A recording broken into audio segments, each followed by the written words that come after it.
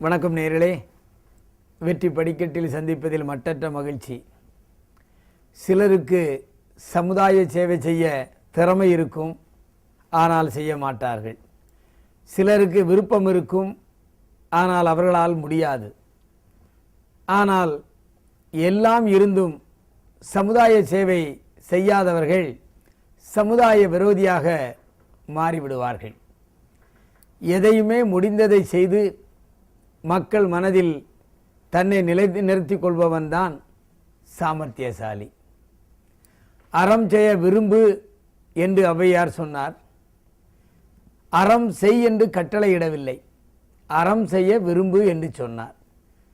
உன்னால் முடிந்த அளவிற்கு மக்களுக்கு சேவை செய், அதை விரும்பு என்று ஔவையார் சொன்னார். விருப்பமுடையவர் சமுதாயத்தில் சாதனை படைக்கலாம் என்பதற்காகத்தான் அறம் செய்ய விரும்பு என்று ஔவையார் அவர்கள் சொன்னார்கள்.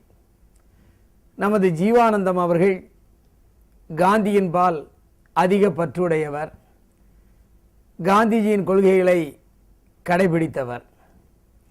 காந்திஜி எப்படி ஆசிரமம் வைத்து நடத்தினாரோ அதை போல சிராய வயல் என்ற ஊரில் ஒரு ஆசிரமத்தை காசி விஸ்வநாத செட்டியார் என்ற தனவந்தரின் உதவியோடு அங்கே அமைத்தார். ஏழை எளிய மக்களுக்கு பாடம் சொல்லிக் கொடுப்பது, ஏழை எளிய மக்களுக்கு கடவுள் பக்தியை ஏற்படுத்துவது என்று தன் கொள்கைப்படி நடந்து கொண்டிருந்தார். ஒவ்வொரு காந்தி ஜெயந்தி என்றும் குழந்தைகளை கூப்பிட்டு கொண்டாடுவது வழக்கம்.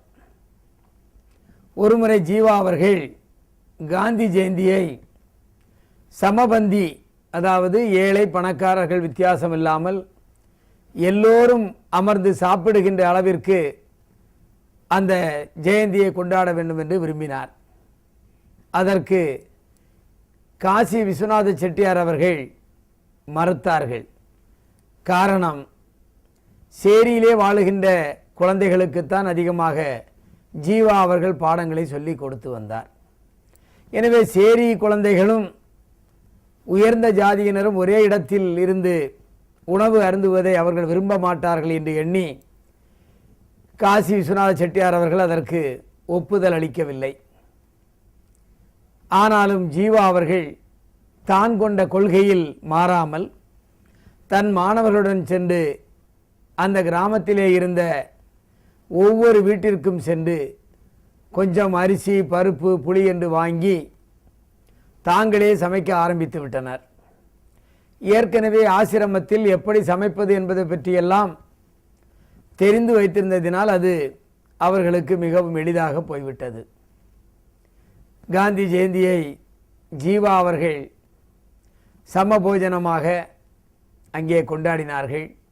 எல்லா மக்களும் ஜீவா அவர்களை பாராட்டினார்கள். அதை பார்த்த செட்டியாருக்கு வருத்தம் வந்துவிட்டது. நாமும் அதில் கலந்து கொள்ளாமல் போய்விட்டோமே, நம்மை இந்த சமுதாயம் ஒரு மாதிரியாக பார்க்குமே என்று எண்ணி மிகவும் வருத்தமுற்றார்கள். ஜீவா அவரிடம் சொன்னார்கள், நாம் கொண்ட கொள்கையில் உறுதியாக இருக்க வேண்டும். காந்திஜியின் கொள்கை ஏற்ற தாழ்வற்ற சமுதாயத்தை அமைப்பதுதான். சாதாரண மக்களுக்கும் கல்வியை புகட்டி அவர்களை உயர்ந்த நிலைக்கு கொண்டு வருவதுதான் காந்திஜியின் கொள்கை. எனவே எல்லோரும் சமம் என்ற சூழ்நிலையில் நாம் நமது ஆசிரமத்தை நடத்தி வந்தால்தான் மக்களுக்கு நம்மீது நம்பிக்கை வரும் என்று ஜீவா அவர்கள் செட்டியார்களிடம் சொன்னார்கள். எனவே நாம் ஒன்றை புரிந்து கொள்ள வேண்டும். ஒருவர் உதவி செய்கிறார், அவர் மூலம்தான் அந்த ஆசிரமம் நடக்கிறது.